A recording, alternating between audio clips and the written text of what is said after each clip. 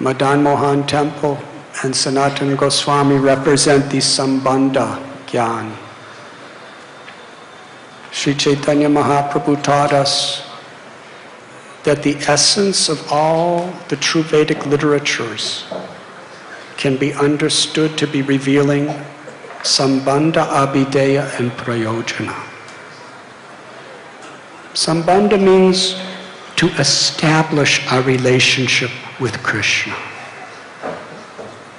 To understand who we are. Lord Chaitanya began his teachings to Sanatana Goswami in Varanasi with this simple principle. Jiveta Swarupoy Krishnera Nityadas. We are not these bodies. We are the eternal soul, which is Satchit Ananda, eternal, full of knowledge and full of bliss. Mamaivam so jiva loke jiva bhuta sanatana. We are all part and parcel of Krishna. Just like a spark ray of the sun is part of the sun. Achintya beta beta tattva. Qualitatively, we are none different than Krishna. But quantitatively, Krishna is the complete whole. And we are just an infinitesimal part. Krishna is the supreme enjoyer. Krishna is the supreme proprietor. Krishna is the supreme controller. And we are all eternally the servant of the servant of the servant of the Lord. Inherent within the heart of every living being is love for Krishna. And the highest dharma is to awaken that love from within our hearts. To understand Krishna as the ultimate object of our love and our service is the beginning of true bhakti. In this world, we have forgotten Krishna because we are endlessly distracted.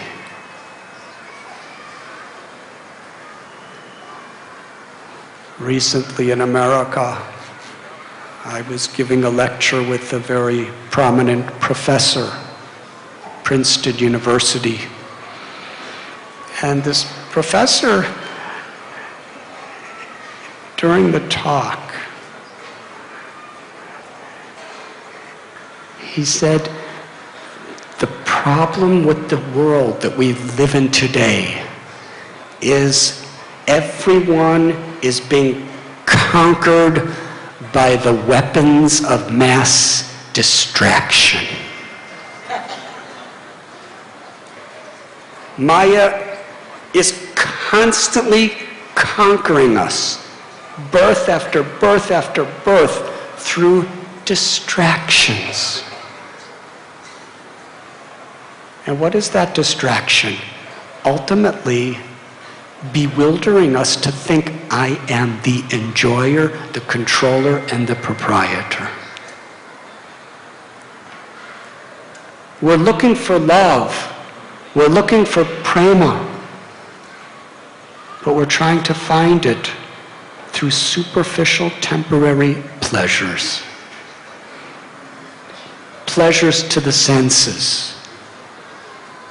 Rubbing something against our physical body, our limbs, against our tongue, on a subtle level, rubbing some subtle elements of sound against our ears, rubbing sights against our eyes. The pleasures of fame, prestige, control over others. And even when one takes to the spiritual path, these distractions do not stop. In fact, often they are intensified. But in the path of bhakti, the more they're intensified, the more we realize we only have one shelter. Krishna's mercy. Sambandha means the only hope of overcoming the unlimited distractions of this world created by Madana or Kamadev is param drisva nivartate, to experience a higher taste. And that higher taste is the mercy of Krishna. The whole world is conquered by Madana, but Madana is bewildered by Krishna. When we take shelter of Krishna, when Krishna reveals himself to us by his mercy, we could rise above the fears and the temptations of this material existence. Abhideya means once we establish our relationship with Krishna as his eternal servants, and we understand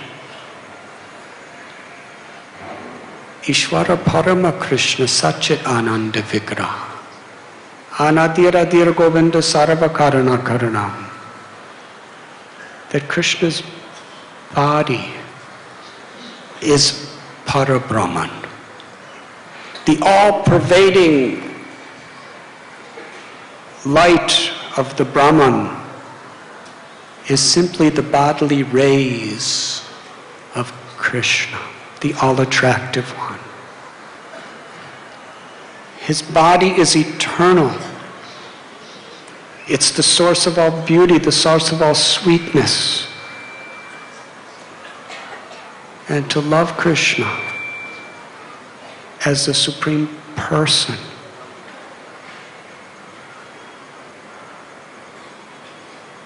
is the true aspiration of every soul. To engage in the 9 processes of devotional service with deep attachment is Abhideya. And Radha Govinda is that Murti. And Rupa Goswami is our Guru. I'd like to speak briefly about, actually I was hoping to speak about all the temples of the Goswamis this evening, but I got carried away, I'm sorry.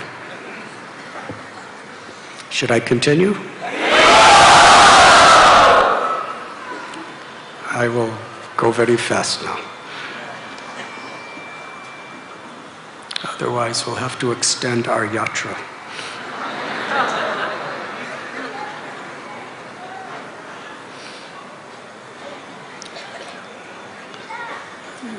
When Sri Rupa Goswami left Ramakeli, he and his brother Anupam distributed all their wealth. Then they sent a messenger to Jagannath Puri. They asked, where is Lord Chaitanya? And they got a message back that Lord Chaitanya has gone to Vrindavan. So Rupa Goswami and Anupam, they started heading toward Vrindavan. And when they came to Prayag, the confluence of Yamuna, Saraswati, and Ganga, they saw something that had never been seen before. Although these 3 rivers, since time immemorial, have been coming there together, the town of Prayag was never completely flooded. But Sri Chaitanya Mahaprabhu, during the month of Magh, after he had left Vrindavan, he was doing Harinam Kirtan, and literally hundreds and hundreds of thousands of people were loudly crying out the holy names, and the whole Prayag was flooded with prema bhakti. Lord Chaitanya was at the Veni Madhava temple, ecstatically dancing. And Rupa and Anupam, when they saw him, they offered their prostrated obeisances.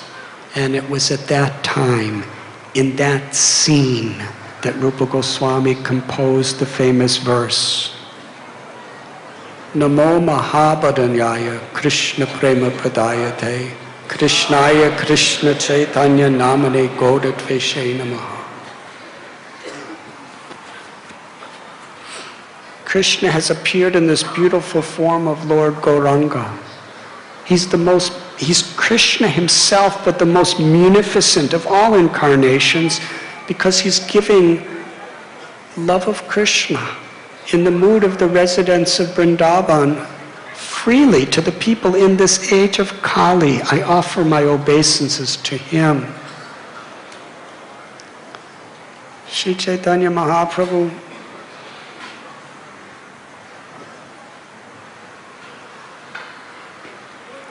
he instructed Rupa Goswami at the Dasaswamedha Ghat at Prayag for 10 days. He began his teachings by describing how rare the human form of life is. There are 8,400,000 species. To take the human form is so special. But among people who are humans,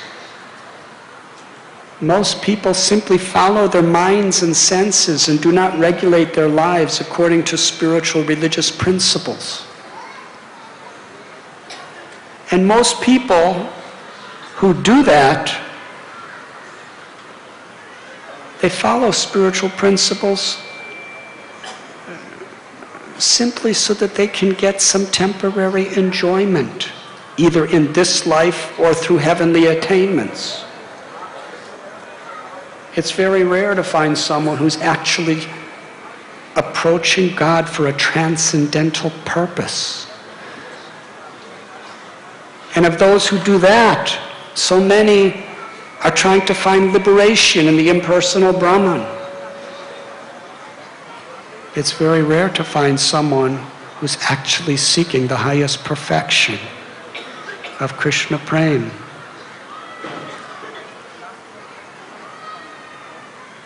When a human being or a spirit soul wanders through millions and millions of births throughout universes, the greatest fortune is when that person meets a bona fide spiritual master who plants the seed of devotion, the bhakti lata bij within the heart. There is nothing so sacred as that seed. And Lord Chaitanya taught by watering that seed through hearing about the Lord, through chanting the names of the Lord, through following the 9 processes of devotional service, that seed is nourished. But one must be very careful, because along with that seed, many weeds will grow. The weed of desire for profit, adoration, distinction, the weed of false ego, the weed of the tendency to criticize others, to waste our time.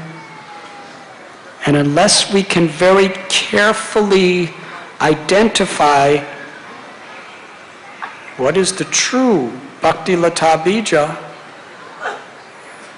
then Maya's power is we will water the weed thinking that that is the seed of devotion.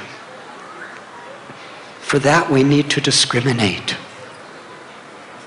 Srila Prabhupada has given us his books and the association of devotees to help us to actually discriminate and continue to water the seed of devotion.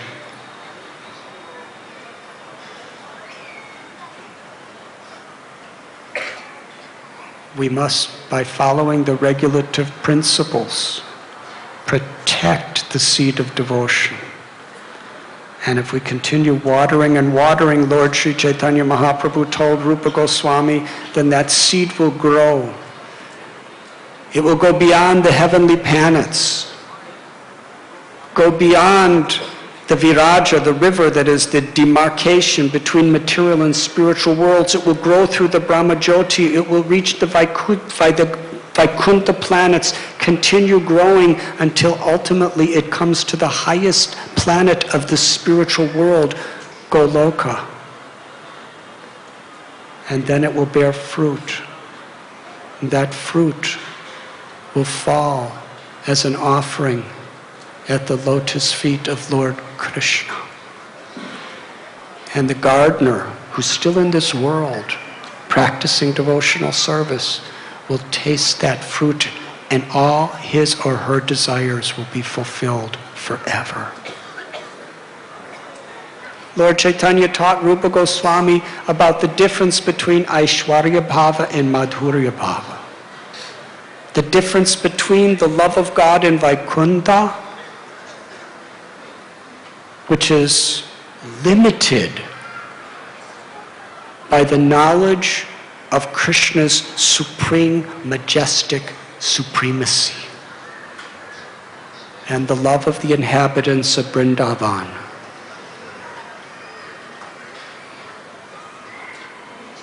Where we could love Krishna as our intimate friend, Sakyaras. Where we love Krishna as our own child, Vatsalyaras. Or with the complete freedom of loving Krishna as a transcendental lover. Vrindavan is the place where liberation from all material desires, entanglement, and all traces of ego have long before been transcended. Vrindavan is the place where Krishna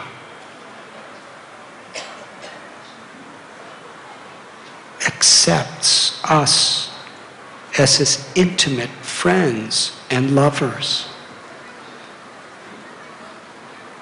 He explained all of these beautiful principles to Rupa Goswami and then ordered him to go to Vrindavan and expand upon them through Vaishnava literatures.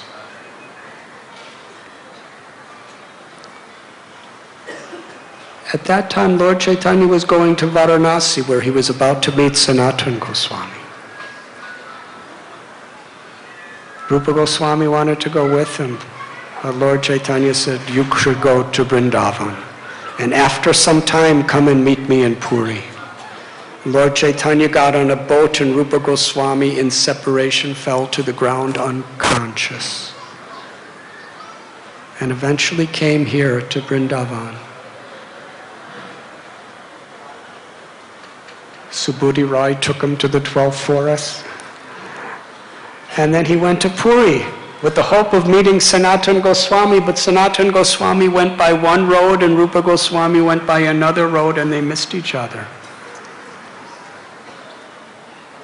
In Puri, so many beautiful revelations of Rupa Goswami's glory were manifested by the Lord. Rupa Goswami stayed at Haridas Thakur's Siddhabakula. Sanatana Goswami, Rupa Goswami, Haridas Thakur, they never even attempted to enter Jagannath's temple because they felt themselves unqualified. So Lord Chaitanya gave them a place where they could see the chakra and worship Jagannath in that form. And every single day, Lord Chaitanya, who is Jagannath himself, would come out of the temple of Jagannath with Mahaprasad and personally offer it to Haridas Thakur with his own hands. And that is where Rupa and Sanatan would stay when they were there as well. And Sri Chaitanya Mahaprabhu would spend hours with them, discussing Krishna Katha and exchanging love with them. During the Ratha Yatra, Rupa Goswami saw Sri Chaitanya Mahaprabhu's incredible love in the mood of Radha taking Krishna to Vrindavan after long, long separation. And Lord Chaitanya was singing in front of Jagannath's chariot in the mood of Sri Radha's love. A beautiful verse. Krishnadas Kaviraj Goswami reveals eloquently what Lord Chaitanya's mood was. When the Brijabasis, headed by Srimati Radharani, met Krishna in Kurukshetra after long, long separation, Sri Radharani was praying to Krishna that here in Kurukshetra you are dressed as a royal prince and you're surrounded by soldiers and majestic elephants. But I long to bring you back to Vrindavan, where you're wearing the simple Gunja Mala and a garland of forest flowers, and there's a little peacock feather in your hair, where you're surrounded by cows and kadamba trees and the beautiful river Yamuna. Krishna, I know that you do not enjoy even a fraction of happiness anywhere else but Vrindavan. For your pleasure, I want to bring you back. This was the mood of Lord Chaitanya praying to Jagannath. And Lord Chaitanya was presenting it in such a way that it appeared just like two young lovers of this world.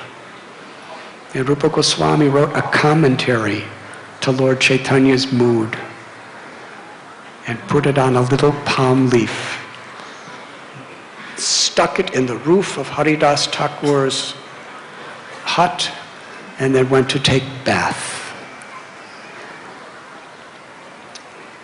Lord Chaitanya Mahaprabhu happened to come at that time. Rupa Goswami wasn't there, and Lord Chaitanya happened to see this palm leaf, and when he read it, he was struck with wonder. Rupa Goswami has understood the most intimate, confidential feelings of my heart. He brought that palm leaf back to Swarup Damodar Goswami, and Swarup Damodar Goswami said, it's only possible because you have showered your mercy upon him. Lord Chaitanya said, yes. When I met Rupa Goswami at Prayag, seeing his humility, seeing the sincerity of his devotion, I embraced him.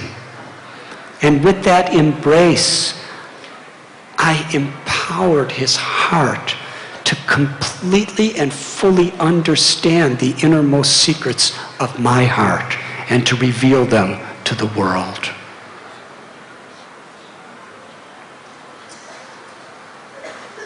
When Rupa Goswami came back to the hut, he bowed down to Lord Chaitanya, and Lord Chaitanya asked him, how did you know my mind? And Rupa Goswami didn't say anything. And Lord Chaitanya gently slapped him. Another day, Rupa Goswami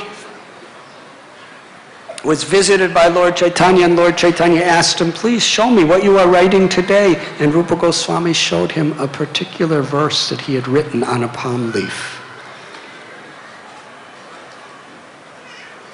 Just seeing the handwriting of Rupa Goswami, Lord Chaitanya was intoxicated before he even read it. He said, your handwriting is as beautiful as rows of pearls.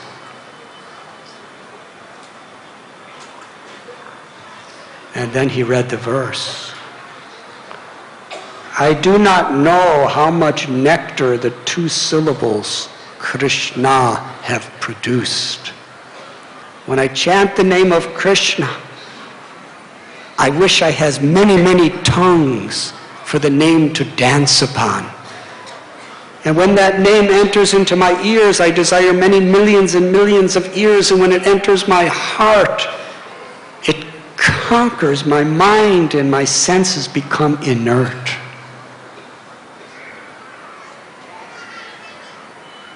Haridas Thakur, hearing this, never heard anything that so powerfully and beautifully and comprehensively described the glories of the holy names. The next day, Lord Chaitanya brought Ramananda Rai, Sarvabhauma Bhattacharya, and many other of his most confidential devotees. And there Lord Chaitanya had Rupa Goswami read his writings. That's a beautiful narration in Sri Chaitanya Charitamrita, and the conclusion of that meeting is the most confidential associates of Sri Chaitanya and the Lord himself all unanimously established that Rupa Goswami was that personality who was empowered to lead our sampradaya. And therefore, all the Gaudiya Sampradaya, we identify ourselves as Rupanugas, those who follow the teachings and the footsteps of Sri Rupa Goswami. Lord Chaitanya sent him back to Vrindavan, where along with Sanatana Goswami, they were excavating the holy places, they were writing transcendental literatures.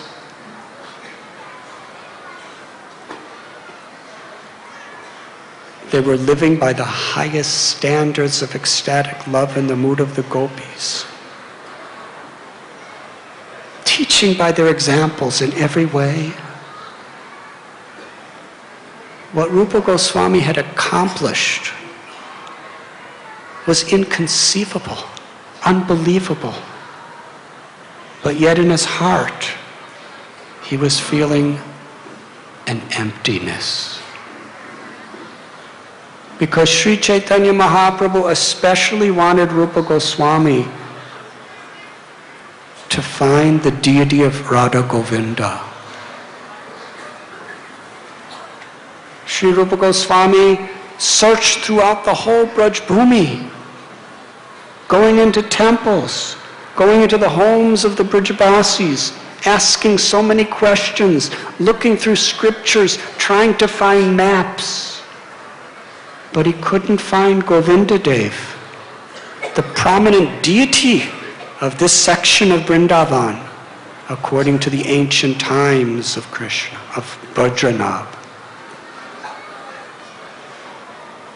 One day Rupa Goswami was sitting on the bank of the river Yamuna, and he was feeling this heavy, it's monkey. He was feeling a heaviness of heart.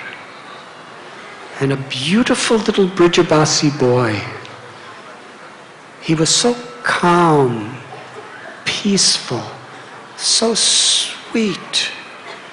He said, "Swami, you look distressed. Can you tell me what is wrong?"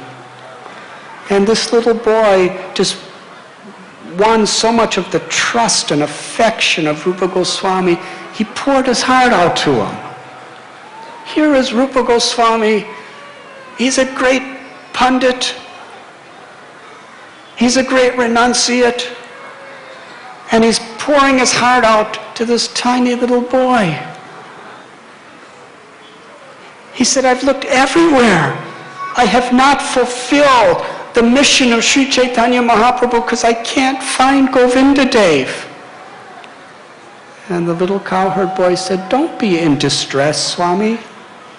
I know where Govinda is. Close by, there is a little hill called the Gomatil. And there is a Surapi cow that comes every day. And there Rupa Goswami saw this cow letting down large quantities of milk all alone into the ground. And then the boy disappeared. And as soon as the boy was no longer to be seen, Rupa Goswami understood that that was Govinda himself. Krishna appeared to me and took me by the hand, and I didn't even recognize him. I didn't offer any seva to him. Rupa Goswami fell unconscious. For a long time, when he came to consciousness,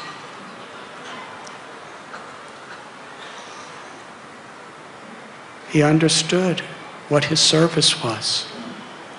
So when he went and informed the local Brijabasis that Govinda Dev was under the ground. And they all came there. And just as they approached the place, Lord Balaram, in the form of an invisible voice, spoke to them and told them exactly where to dig. And after they digged some dirt up, there, before their eyes, was Sri Govinda Dev, more beautiful than tens and millions of cupids, Kandarpas. Everyone was struck with wonder. Their hearts melted. They brought Govinda Dev out and established him right where they had found him. And Sri Rupa Goswami began the puja of Sri Radha Govinda Dev.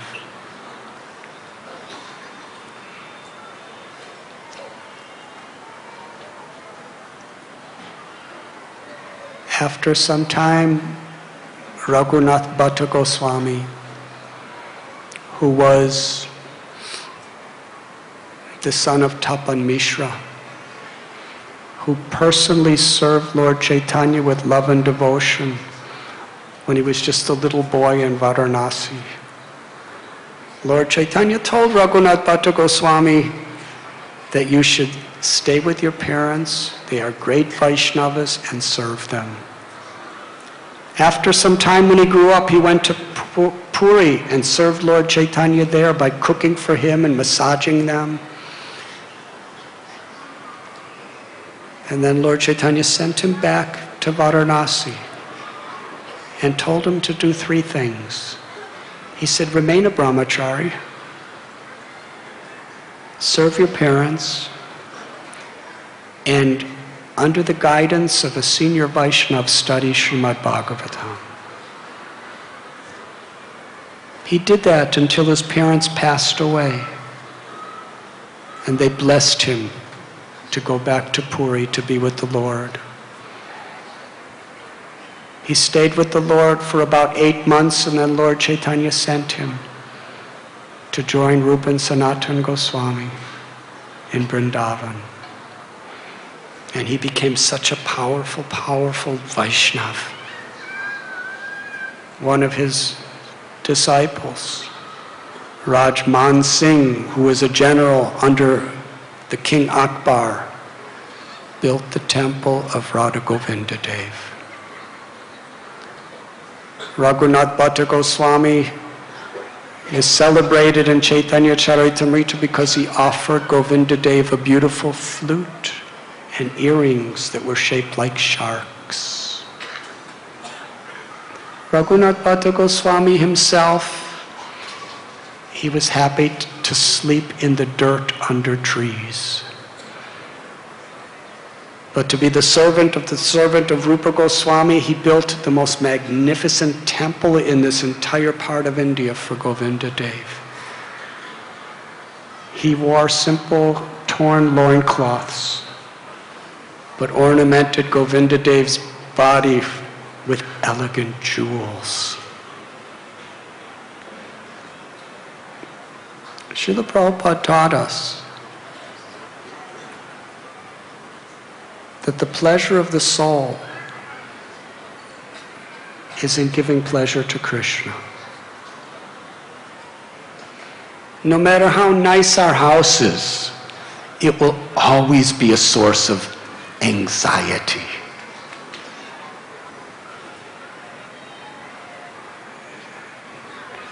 Just the other day I was driving with some brahmacharis, and we passed by a very big, expensive, famous house. And the devotees were telling me how much anxiety the owner of the house because it just wasn't right. Yes. How much money it costs, how much time it costs, but it just wasn't right. And I turned to one of the brahmacharis and said, "You're sleeping on the floor under a mosquito net. It costs about 20 rupees, and everything's right." Yes? It's happy. So no matter how much money, no matter how much effort you put into a place of residence, it's never right. It's always a cause of anxiety. And no matter how much we decorate these bodies, it can never give any satisfaction to the heart. And even if you have beautiful diamonds and rubies and emeralds and gold and silk decorating your body's still going to grow old and get all wrinkled up and sickly. And even if you have the nicest oils on your hairs, it's still going to grow gray and white. So Radhanath Bhatta Goswami is teaching us the secret of happiness. Make Krishna happy. Srila Prabhupada made it so simple. He said if you actually find the pleasure of decorating Krishna, then you're so happy you don't have to decorate yourself. And if you do it for Krishna. If you learn to find pleasure and give Krishna fine foods, then you'll be happy with anything. Bhakti is the art of giving pleasure to Krishna. When you water the root of the tree, then every part of the tree is nourished. When you supply food to the stomach, every part of this body is satisfied. Radhanath Bhatta Goswami symbolized that. He had his disciples build Radha Govinda temple, 7 stories high, the most incredible monument in all of northern India. And he slept on the ground under trees.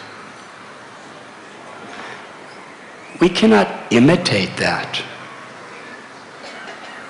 But Mahajano Yena Gatasa Panta, to follow in the footsteps of the great souls, is the perfection of life.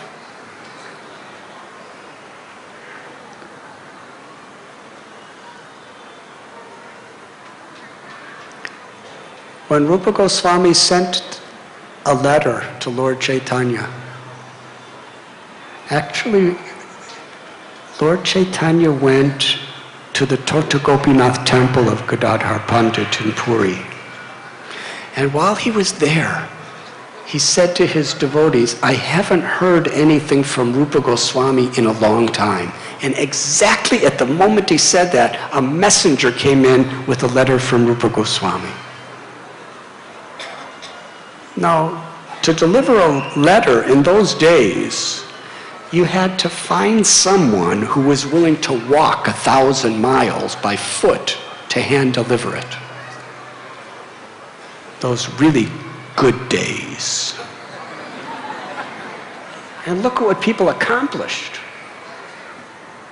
Today we can't accomplish anything next to what the 6 Goswamis did. And we have internet and email, and within seconds you accidentally type the wrong thing and press a button and it's sent to the whole world. But when Lord Chaitanya got this message hand-delivered from Vrindavan, he read it to the devotees, and it was Rupa Goswami. He said, I found Radha Govinda Dev. And Lord Chaitanya was so happy. He called one of his two personal servants, Govinda and Kashishwar. Kashishwar Pandit, he was the personal servant with Govinda of Ishwara Puri, Lord Chaitanya's guru. And they both came after Lord Chaitanya returned from South India and said, Ishwara Puri, our Guru Maharaj told us to come and be your personal servants. Sri Chaitanya Mahaprabhu, he turned to Sarvabhauma Bhattacharya. He said, this is not right. They are my godbrothers. They are the personal servants of my Guru. How could I allow them to serve me? You are expert in the science of the Shastras and etiquette. Please, what is your opinion? And Sarvabhauma Bhattacharya replied that there is nothing more powerful than the order of the spiritual master. It is their order to serve you, and that takes precedent over all other forms of etiquette. So Lord Chaitanya allowed Govinda to massage him and do all menial services for him. And Kashishwar Pandit was very strong. So when Sri Chaitanya Mahaprabhu would dance in ecstasy, Kashishwar would keep the crowds back. And when Lord Chaitanya would go to Jagannath Temple, he would clear the way so that Lord Chaitanya Mahaprabhu could get in. Day and night he was with the Lord. Lord Chaitanya told him, I want you to go to Vrindavan and assist Rupa Goswami in doing seva for Radha Govinda Dev. This was heartbreaking for Kashishwar Pandit. To give up the personal association and service of Lord Chaitanya. Lord Chaitanya could see his feeling. And Lord Chaitanya personally gave him a small deity of himself. The name of the deity was Gaur Govinda, little deity of Krishna, that Lord Chaitanya said, this is me. And you place him on the right hand, on the right side of Govinda Dev, and whenever you offer bhoga to Gaur Govinda, you will personally see me eating. And whenever you worship Gaur Govinda, you will feel my presence as much as you feel it today. So Kashishwar Pandit brought that deity to Vrindavan and installed him next to Govinda Dev. And with Raghunath Bhatta Goswami and Rupa Goswami and so many others, they all together rendered loving service to Sri Sri Radha Govinda.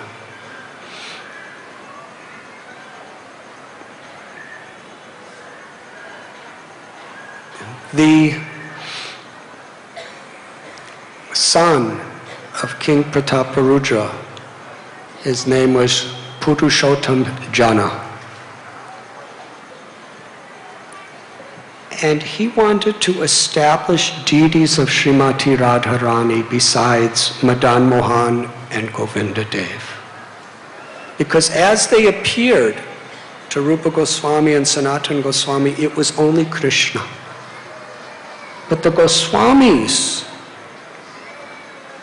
they had the transcendental vision to see that Krishna and Srimati Radharani are never separated in Vrindavan. That the empress of Krishna's heart is always Srimati Radharani. And when they would worship Madan Mohan and Govinda, they could personally see and worship Radharani within the heart of Krishna. But Purushottam Jana was thinking, for for the rest of us, Radharani should be visible. So with great efforts, he obtained 2 beautiful, beautiful deities of Srimati Radharani and sent them in an entourage to Vrindavan. And everyone in Vrindavan were very much excited.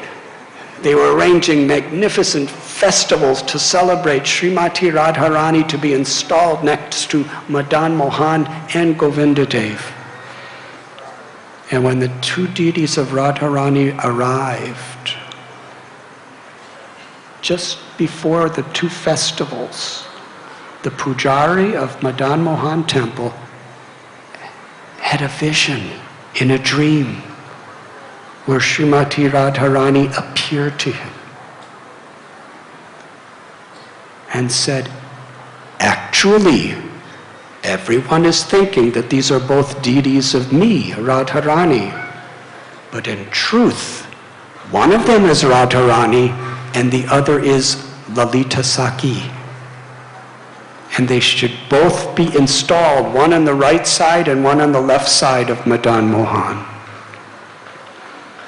As soon as the pujari told all the Brijabasis and all the pujaris this story, they all accepted it. And there was a wonderful celebration for Radha and Lalita to be installed with Madan Mohan. Meanwhile, Purushottam Jana was very happy, but still he wanted Radharani's Murti to be with Govindadev. And some time passed, and he was praying. But in those days, it wasn't that you just go to a bazaar and have some deity made. It was a very, very rare and special thing. And then he had a dream where Srimati Radharani appeared to him and told him a story. He said, sometime back in the land of Utkala or Orissa, in the village of Radhanagara, lived a great devotee named Brihad Banu, who had a murti of Srimati Radharani. And he loved her as his own daughter and served her with his life and soul, his whole life. But then he died, and he had no children. So the deity was left without anyone to do seva. And at that time, the king of Orissa, came to that village of Radhanagar and saw that this most beautiful murti of Sri Radha was without. So you go in Jagannath temple and you go to that deity of the goddess of fortune, Lakshmi. That's actually me, Radharani. I want to go to Vrindavan to be worshipped with Govindadev. So he sent in a beautiful procession Sri Radharani to be installed on the left-hand side of Govindadev in their beautiful temple here in Sri Vrindavan town. And we will continue tomorrow because it's becoming late.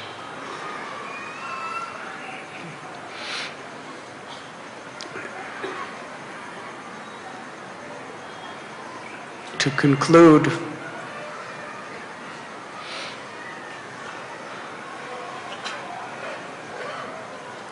Sri Rupa Goswami,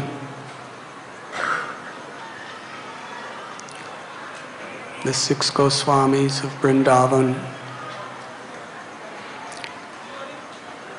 they actually opened the doors of this most secret and confidential of all abodes of the Lord to the world. through their writings, through their example, Lord Chaitanya literally opened the doors of Vrindavan to the world.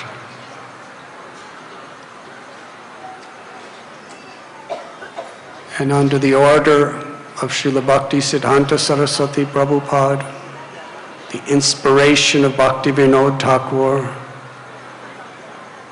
the will of Lord Chaitanya and Lord Nityananda, Srila Prabhupada came out from these doors, traveled around this world about 12 times, and built the Krishna Balaram temple. To facilitate people from all over India and from all continents of the world to come into those doors and enter into the transcendental atmosphere and enter into the transcendental state of consciousness of Vrindavan.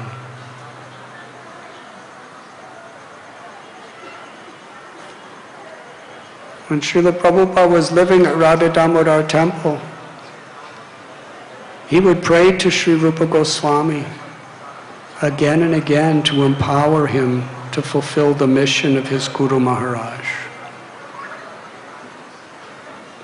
At that time, Srila Prabhupada had practically no money. He had no one to assist him in any way.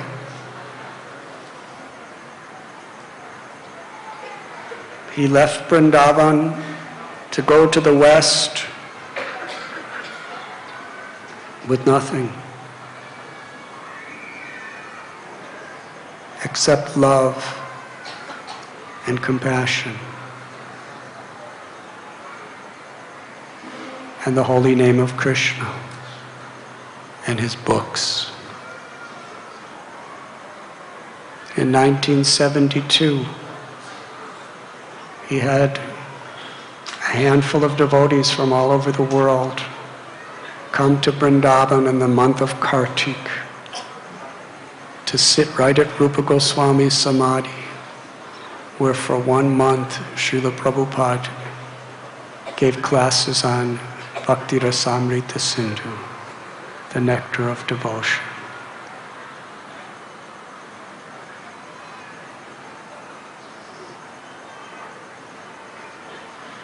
And by Srila Prabhupada's divine grace, even in his physical absence, what was then about 20 or 30 devotees, Malati Devi Prabhu was there at the time, Yadubar Prabhu was there at the time.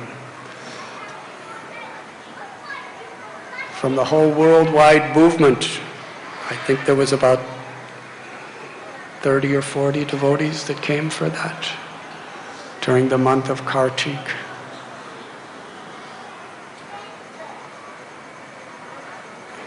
And today, during Kartik, I don't know how many tens and thousands of devotees are everywhere in Vrindavan under the inspiration of Srila Prabhupada.